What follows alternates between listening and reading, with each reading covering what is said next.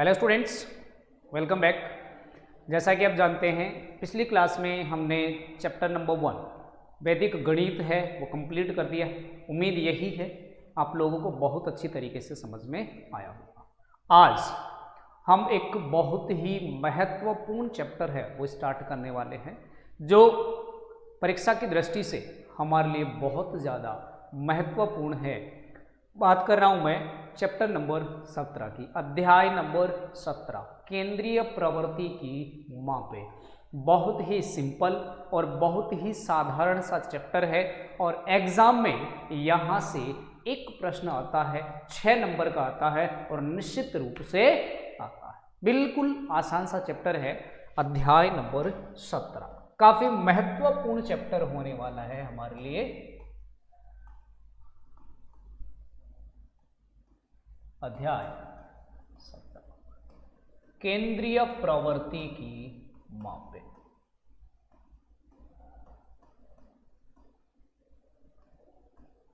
Measures of central tendency. ठीक है, केंद्रीय प्रवृत्ति की मापें जो हैं, देखिए पहले बात कर ले, यहां से आपके एक प्रश्न आएगा।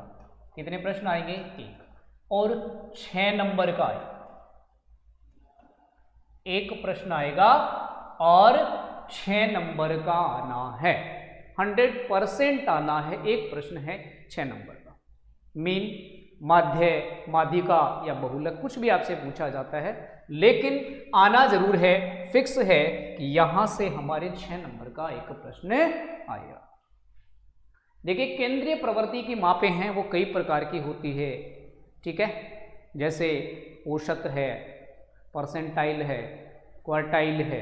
ठीक है, ये सारी कई प्रकार की अलग अलग केंद्रीय विचलन है, माध्य विचलन है, ये सारी की सारी होती हैं केंद्रीय प्रवृत्ति की मापें। लेकिन इनमें से हम पढ़ेंगे औसत के बारे में। केवल औसत जो है वो हमारे चैप्टर में है। केंद्रीय औसत जो है, एवरेज जिसे आप कहते हैं, बहुत छोटी क्लासों से आप पढ़ते हुए आ रहे हो। औसत बराबर क्या होता है? राशियों का योगफल बट्टे राशियों की संख्या। वो एक केंद्रीय प्रवृत्ति का माप है और यहाँ इस औसत से संबंधित हमारे से प्रश्न है वो पूछे जाते हैं। ठीक है, तो बात करेंगे हम यहाँ पे केंद्रीय प्रवृत्ति के माप में किसकी बात करेंगे? औसत की बात करेंगे। औसत।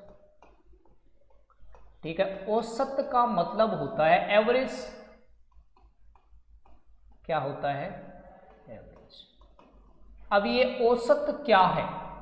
ठीक है, औसत क्या है, हम सबसे पहले इसी की बात करेंगे। देखिए, औसत जो है वो 2 प्रकार की होती है। औसत को हम बोलते हैं माध्य। क्या बोलते हैं इसको? माध्य भी बोलते हैं। औसत है वो 2 प्रकार के होती है। ठीक है, माध्य, औसत बोल दो या फिर बोल दो माध्य। ठीक है, औसत है वो 2 प्रकार की होती है। एक तो होता है गणितीय माध्य। ठीक है, मतलब मैथमेटिकल एवरेज, गणितीय औसत। और एक होती है एवरेज ऑफ पोजीशन। ठीक है, मतलब स्थिति माध्य। 2 प्रकार की होती है। तो औसत 2 प्रकार की होती है, या औसत को माध्य भी बोलते हैं। औसत 2 प्रकार की होती है। कितने प्रकार की होती है औसत? 2 प्रकार की। बात करें पहली प्रकार की, तो पहली है गणितीय औसत। गणितीय माध्य बोल दो इनको, या गणितीय औसत बोल दो, बात एक ही है। ठीक है, चाहे औसत बोल दो और चाहे माध्य बोल दो, एक ही बात है। अब ये गणितीय औसत है, ये फिर से 3 प्रकार के होते हैं गणितीय औसत। ठीक है, कितने प्रकार के होते हैं गणितीय औसत? 3 प्रकार के होते हैं। एक तो होता है समांतर माध्य। गणितीय औसत कितने प्रकार के होते हैं? 3 प्रकार के। समांतर माध्य, जिसको मैं माध्य या AM अर्थमेटिक मीन से रिप्रेजेंट करेंगे। एक होता है गुणोत्तर माध्य। एक होता है गुणोत्तर माध्य, जिसे हम डिनोट करेंगे GM से। और एक होता है ऋणात्मक माध्य। हरात्मक माध्य, जिसे हम डिनोट करेंगे एच। देखिए किसकी बात कर रहे हैं, अच्छी तरीके से समझने की कोशिश करना। हम बात कर रहे हैं केंद्रीय प्रवृत्ति की मापों की। केंद्रीय प्रवृत्ति की मापें हैं, ये भी कई प्रकार की होती हैं। परसेंटाइल होती है, क्वार्टाइल होती है, औसत होती है, माध्य विचलन होती है। इनमें से हम बात कर रहे हैं औसत की। औसत है वो दो प्रकार की होती है, एक तो होती है गणितीय औसत या गणितीय माध्य जिसे कहते हैं। अब इसके तीन प्रकार हैं, समांतर माध्य, गुणोत्तर माध्य और हरात्मक माध्य। हम अपने आपके जो सिलेबस में है वो है समांतर माध्य, गणित, गुणोत्तर माध्य और हरात्मक माध्य। ये दोनों ही हमारे सिलेबस में नहीं है। तो यहाँ गणितीय माध्य है, उसमें हम पढ़ेंगे समांतर माध्य के बारे में। समांतर माध्य और उससे संबंधित प्रश्नों का अध्ययन यहाँ पे हम करने वाले हैं। और जो दूसरा है वो है स्थिति माध्य। स्थिति माध्य, ठीक है। स्थिति माध्य है, ये फिर से दो प्रकार के होते हैं, एक तो माध्यिका और एक बहुलक। माध्यिका और दूसरा होता है बहुलक। माध्यिका और बहुलक क्या है, ये दोनों स्थिति माध्य है और इन दोनों का ही अध्ययन इस चैप्टर में हम करने वाले हैं। तो कुल मिलाकर के आपको यहाँ से ये समझ में आना चाहिए कि इस चैप्टर में आखिर हम पढ़ने वाले क्या क्या हैं। हम पढ़ेंगे औसत के बारे में, औसत, और उनमें भी एक तो है गणितीय औसत या गणितीय माध्य। कौन सा माध्य हम पढ़ने वाले हैं यहाँ पे, एक तो समांतर माध्य के बारे में, एक माध्यिका के बारे में और एक बहुलक के बारे में। ये तीनों ही मापें हैं, केंद्रीय प्रवृत्ति की मापें हैं। कौन कौन सी, समांतर माध्य, माध्यिका और बहुलक। इनमें से स्थिति माध्य कौन से हैं, माध्यिका और बहुलक, ये दोनों स्थिति माध्य हैं। और समांतर माध्य कैसा है, गणितीय माध्य है। इन तीनों का ही अध्ययन हम यहाँ पे करने वाले। चलिए स्टार्ट करते हैं अपने टॉपिक को समांतर माध्य से, ठीक है। समांतर माध्य, और इसको हम AM से डिनोट करते हैं, ठीक है। समांतर माध्य, अब देखिए प्रत्येक, चाहे माध्य हो, चाहे माध्यिका हो, चाहे बहुलक हो, इसमें तीन प्रकार की सीरीजों का हम अध्ययन करेंगे। तीन प्रकार की सीरीज, कैसी कैसी सीरीज है, एक तो है इंडिविजुअल, मतलब व्यक्तिगत प्रकार की, ठीक है। किस प्रकार की, व्यक्तिगत प्रकार की यदि सीरीज हो, मतलब किसी एक पर्सनल इंडिविजुअल किसी चीज की बात की जाए, उसका अध्ययन करेंगे। दूसरा डिस्क्रीट, मतलब विविक्त डेटा हमें अगर गिवन हो, उसका अध्ययन हम यहाँ पे करेंगे। और तीसरा है ग्रुप्ड डेटा, ग्रुप के रूप में हमें दिया जाए। जैसे मैं तीनों का अलग अलग विश्लेषण करूंगा। हम पहले मैं बात करता हूं समांतर माध्य की, और समांतर माध्य जो है उसका एक सूत्र मैं आपको बताता हूं, किसके लिए, व्यक्तिगत सीरीज के लिए, इंडिविजुअल श्रृंखला के लिए। सबसे पहला है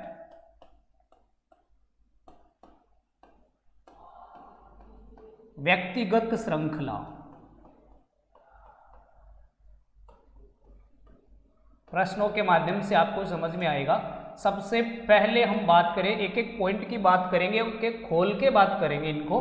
समांतर माध्य कैसा, व्यक्तिगत श्रृंखला के लिए, इंडिविजुअल सीरीज के लिए। और यहां से इसका जो फॉर्मूला होता है समांतर माध्य का, वो क्या होगा, राशियों का योग बटे राशियों की संख्या। राशियों का योग बटे में राशियों की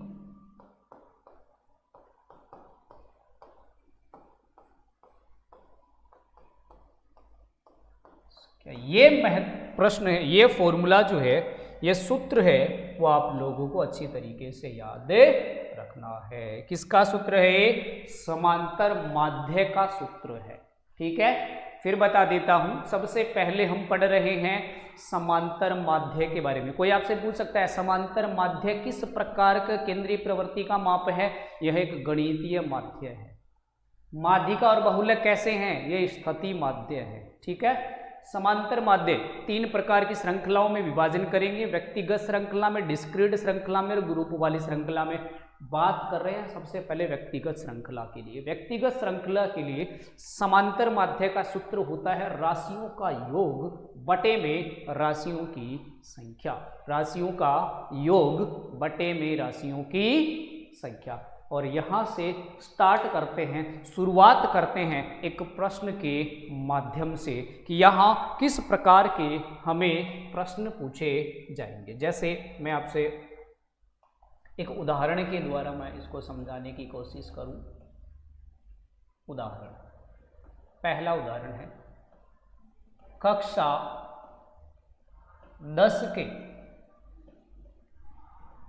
10 के विद्यार्थियों के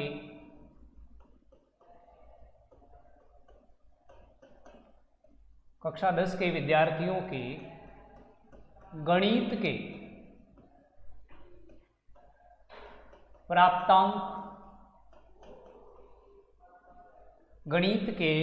प्राप्तांक 7, 8, 9, 6, 5, 4, 9, 10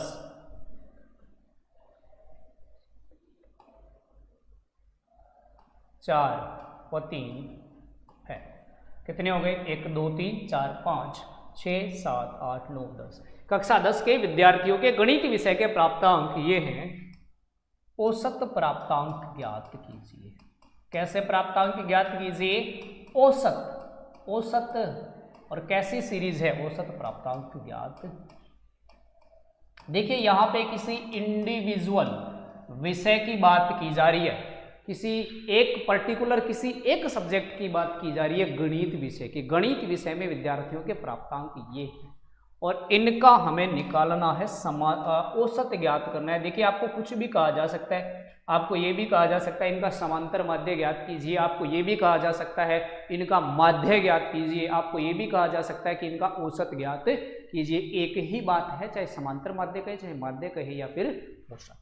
ठीक है, तो समांतर माध्य या माध्य का फॉर्मूला हम लगाते हैं। क्या होगा समांतर माध्य का फॉर्मूला? राशियों का योग बटे में राशियों की संख्या। राशियों का योग,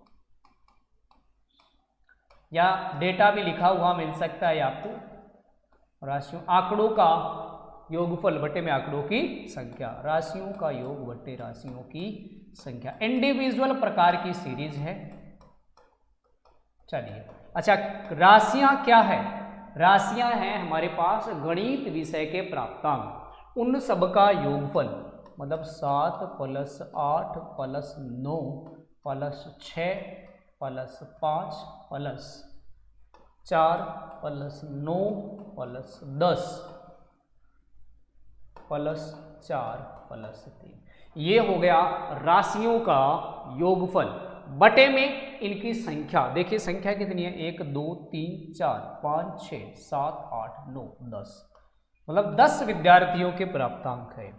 अब इनका योगफल तो 7 और 8 15, 15 और 9 कितने हो गए? 15 और 9 24, 24 और 6 30, 30 और 5 35, 35 और 4 39, 39 और 9 48, 48 और 10 58, 58 और 4 62, 62 और 3 65। तो 65 बटे में 3, 65 बटे में 10, 65 में 10 का भाग देंगे तो क्या आएगा? 6.5 अंक। ये क्या हो गया? इसका आंसर हो गया। मतलब कक्षा 10 की गणित विषय में विद्यार्थियों के जो औसत प्राप्तांक है वो कितने हैं? 6.5 अंक है।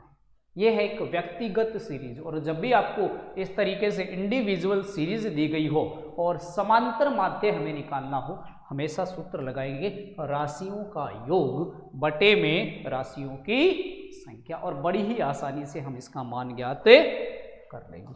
आ गई बात समझ में? बात अगर समझ में आई है तो दूसरा अपना जो प्रश्न है वो ये है, प्रश्न संख्या 2। प्रथम 10 प्रथम 10 अभाज्य संख्याओं का औसत ज्ञात कीजिए। यहां पे औसत ज्ञात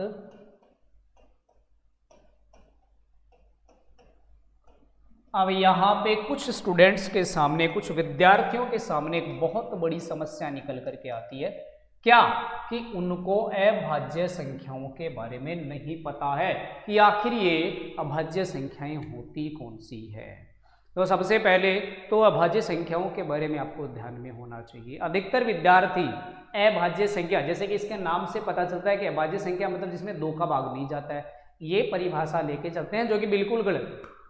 अभाज्य संख्या का मतलब होता है वे संख्याएं जो या तो अपने आप से विभाजित होती हैं या फिर 1 से विभाजित होती है। अब 1 से तो सभी संख्याएं विभाजित होती हैं, तो इसकी मोस्टली अप्रोप्रिएट जो परिभाषा होती है, आप इतना ध्यान रखो कि ऐसी संख्याएं जो केवल अपने आप से विभाजित हो, अपने ही आप से। अगर आपको कोई भी ऐसी संख्या मिलती है जिसमें खुद के अलावा किसी दूसरी संख्या का भाग नहीं जाता है, तो इसका मतलब समझ लेना वो संख्या कैसी है, अभाज्य संख्या। अभाज्य संख्या को ही हम रूढ़ संख्या भी कहते हैं। तो यहाँ पे किसकी बात की गई है, प्रथम 10 अभाज्य संख्याओं की। इसकी प्रथम 10 अभाज्य संख्याएं, अभाज्य संख्याएं कौन कौन सी हैं? जो वे संख्याएं जो केवल खुद से विभाजित होती है। 2, 3, 5, 7। 9 होगा क्या?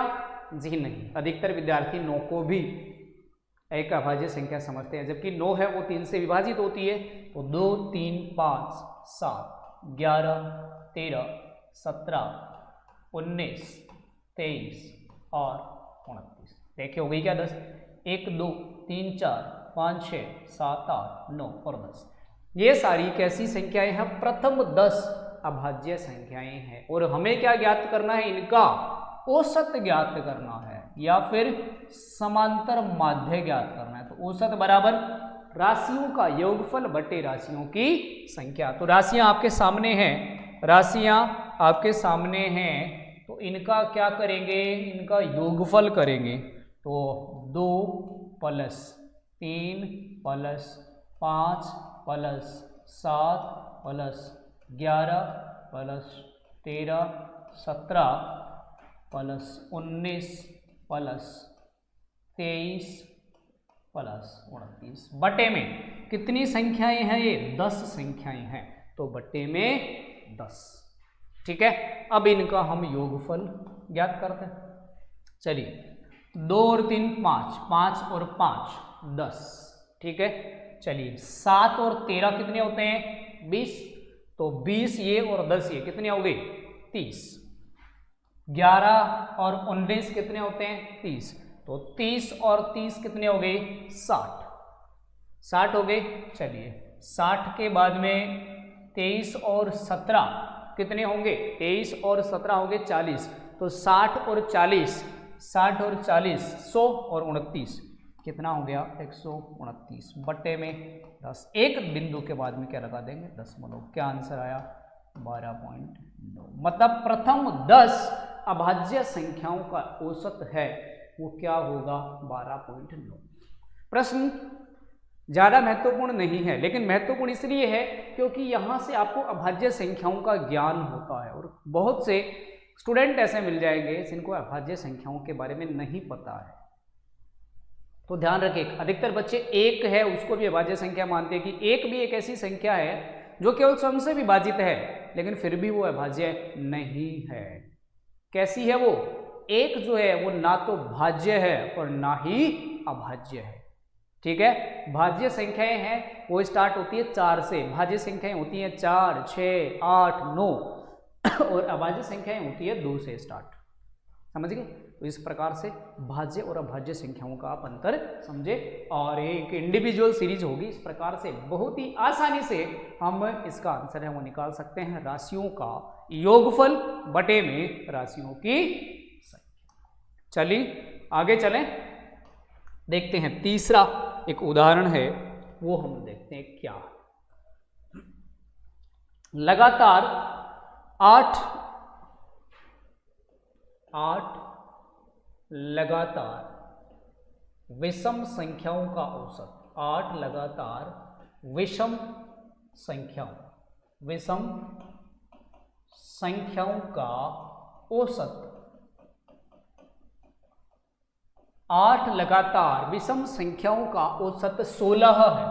कितना है? 16 है। संख्याएं ज्ञात कीजिए। बताइए कि वो संख्याएं कौन सी होंगी। संख्याएं ज्ञात कीजिए। चलिए, संख्याएं ज्ञात करने से पहले एक छोटी सी बात जो बहुत अच्छी तरीके से समझनी होगी। कैसी संख्याओं की बात कर रहे हैं हम? विषम संख्याओं। ठीक है, चलिए बात करते हैं पहले सम और विषम की। मान लीजिए ये 2, 4, 6, 8, 10 ये कैसी संख्याएं हैं? सम संख्याएं हैं। 1, 3, 5, 7, 9 ये कैसी संख्याएं हैं? ये विषम संख्याएं हैं। ये सम है और ये विषम है। अच्छा, दोनों के बारे में क्या इन 8 संख्याओं के बारे में आप जानते हो कौन सी है? जी नहीं जानते हैं। तो फिर क्या करना है? पहले हमें इन संख्याओं को जानना है। देखिए, लगातार चाहे वो सम संख्या हो चाहे विषम संख्या हो, इनके बीच में कितने का अंतर है? 2 के बाद में 4 कैसे आएगा? 2 में 2 जोड़ने पर 4 आएगा। फिर अगली संख्या 6 कैसे आएगी? इसमें 2 जोड़ देंगे। फिर अगली संख्या कैसे आएगी? इसमें 2 जोड़ देंगे और ऐसे ही आ जाएगा। तो यहाँ से अगर हमें किसी प्रकार की कोई सम संख्या मान ली हो, मान लो मैं इसको x मान लेता हूँ, तो अगली संख्या क्या होगी? इसमें 2 जोड़ूँ तो x में 2 जोड़ेंगे तो x प्लस 2। अगली संख्या कैसे आएगी? इसमें फिर से प्लस 2 कर दूँ, x प्लस 4। अगली संख्या कैसी आएगी? इसमें 2 प्लस कर दो। और इसी प्रकार से विषम संख्याएं भी हम बना सकते हैं। अगर मैं इसको x मानता हूँ तो अगली कैसे आई है? 2 प्लस करने पर x प्लस 2। इससे अगली कैसे आएगी? इसमें 2 प्लस करेंगे तो x प्लस 4, तो उससे अगली इसमें 2 प्लस कर देंगे तो x प्लस 6। तो इस प्रकार से अगर हमें अपनी तरफ से कोई संख्याएं माननी हो तो हम इनको मान सकते हैं। किस प्रकार से मानेंगे? कि माना लगातार 8 अभाज्य संख्याएं क्रमशः है, 8 अभाज्य संख्याएं क्रमशः है x plus 2, x plus 4, x plus 6, x plus 8, x plus 10, x plus 12 और x प्लस 14 है। हो गई क्या? 8, 1, 2, 3, 4, 5, 6, 7 और 8 ये हैं लगातार 8 अभाज्य संख्याएं। अब प्रश्नानुसार क्या कहता है प्रश्न? औसत बराबर राशियों का योगफल, राशियों का योगफल बटे में राशियों की संख्या। चलिए, औसत कितना दिया गया है? क्या हमें इनका औसत दिया गया है? हमें पहले से इनका औसत दिया गया है 16। राशियों का योगफल, अगर हम इनका योगफल करें तो x plus 2, x plus 4, x plus 6, x plus 8, x plus 10, x plus 12 and x plus 2। ठीक है, बटे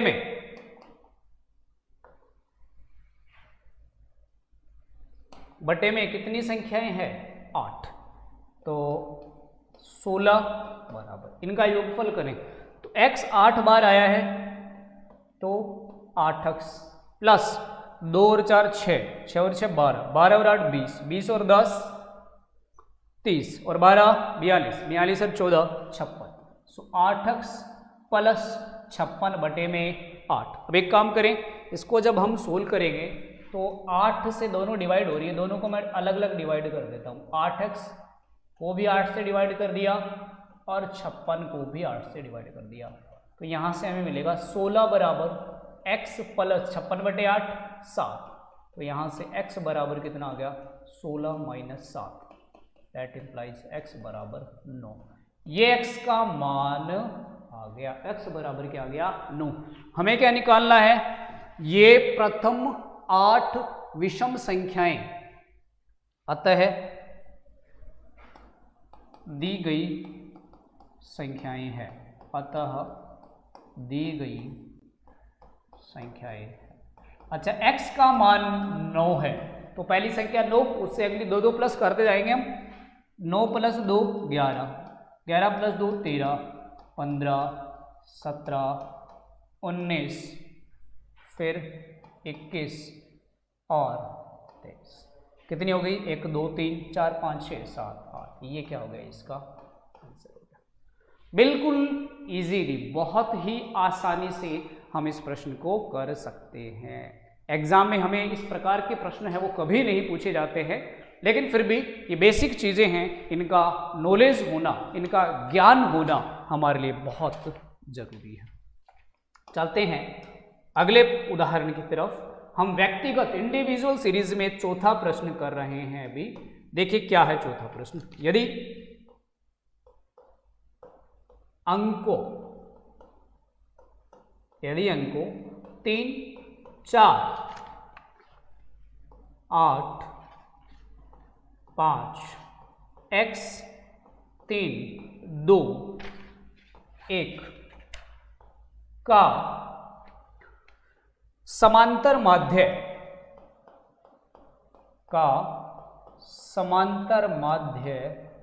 4 हो, यदि इसका समांतर माध्य 4 हो तो x का मान ज्ञात कीजिए। तो x का मान ज्ञात कीजिए।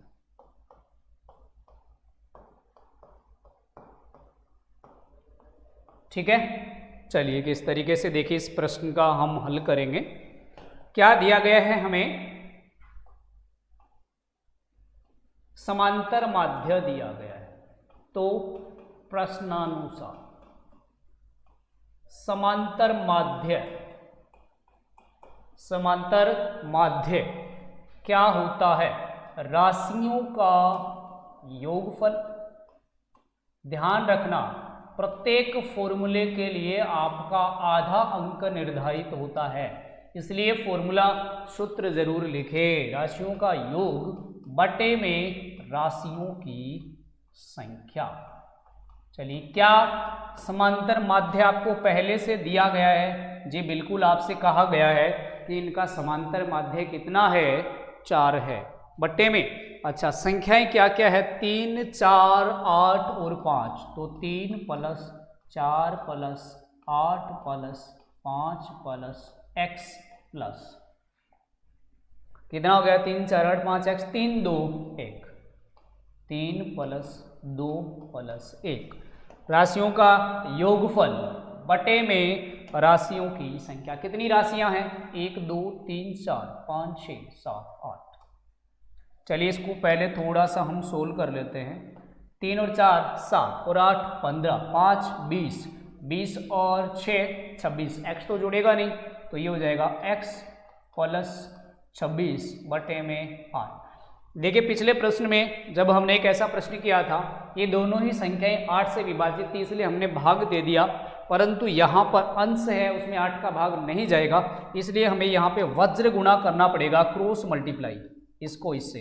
तो x + 26 बराबर कितना आ जाएगा, 8 चौक 32। तो यहाँ से x बराबर क्या आ जाएगा, 32 माइनस का 26। इसका मतलब x बराबर क्या आ जाएगा, 6। और यहाँ ये हमारे प्रश्न का क्या हो जाएगा आंसर, x बराबर क्या आ गया, 6 आ गया। ये हमारे समांतर माध्य में x का क्या हो गया आंसर। बहुत ही अच्छा प्रश्न है, इजीली बहुत ही आसानी से हम इसको कर सकते हैं। आ रही बात समझ में? देखिए आज हमने बहुत ही महत्वपूर्ण चैप्टर स्टार्ट किया है, केंद्रीय प्रवृत्ति की मापें। उसमें भी हम पढ़ेंगे केवल और केवल औसत के बारे में। 2 प्रकार के होते हैं औसत, गणितीय औसत और स्थिति माध्य या स्थिति के अनुसार औसत। ये 3 प्रकार के होते हैं, उसमें केवल हम अध्ययन करने वाले हैं समांतर माध्य का, और इन दोनों का अध्ययन करेंगे।